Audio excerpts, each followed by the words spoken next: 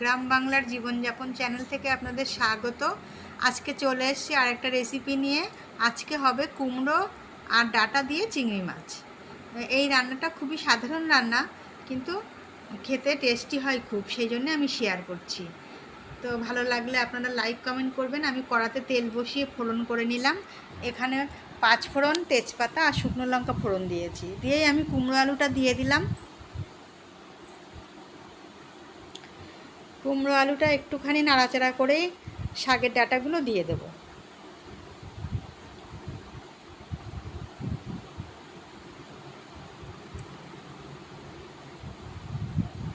এবার শাকের ডাঁটার সাথে ভালোভাবে কুমড়ো আলুটা ভেজে নেব।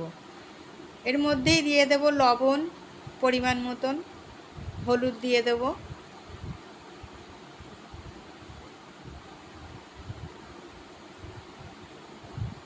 দিয়ে সুন্দরভাবে নাড়াচাড়া করব। নাড়াচাড়া করে ঢাকা দেব। ঢাকা দিয়েই আমি এই রান্নাটা করব।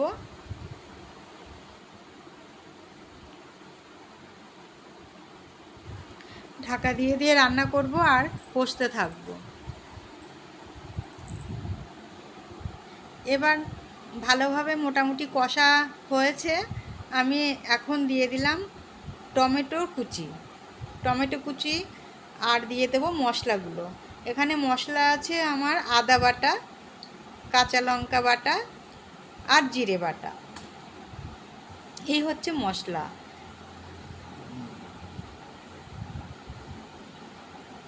এবার সুন্দরভাবে এই মশলার সাথে কষতে থাকবো।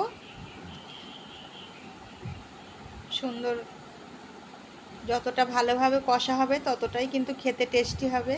অল্প একটু জল দিয়ে ভালোভাবে মশলার সাথে সবজিটা কষে নেব। এদিকে চিংড়ি মাছটা ভেজে নিচ্ছি।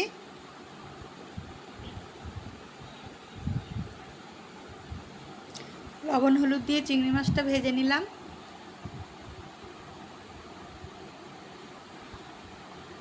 আর কুমড়োটাও আমার সুন্দরভাবে কষানো হয়ে গেছে।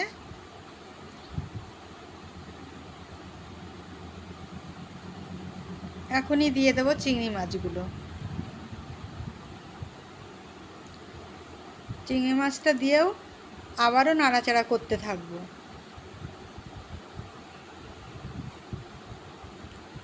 এই সবজিটা কিন্তু অনবরত নাড়তে হবে, কষানোটা খুব সুন্দর করতে হবে, তাহলেই খেতে টেস্টি হবে।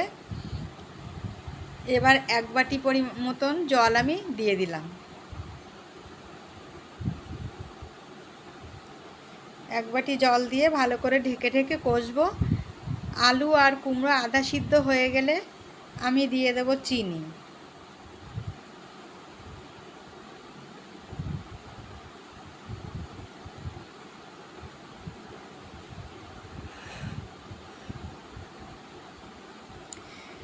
কুমড়োটা একটু মিষ্টি মিষ্টি হলেই ভালো লাগে খেতে, সেই জন্য চিনিটা বুঝে দিতে হবে।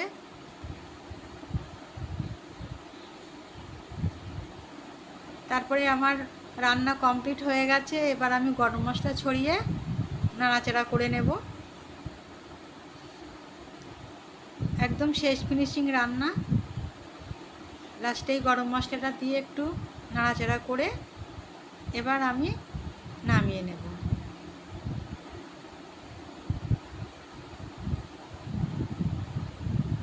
এই যে দেখছেন কত সুন্দর হয়েছে কুমড়োটা। ভালো লাগলে একটা লাইক কমেন্ট শেয়ার করবেন। ধন্যবাদ, সবাই ভালো থাকবেন।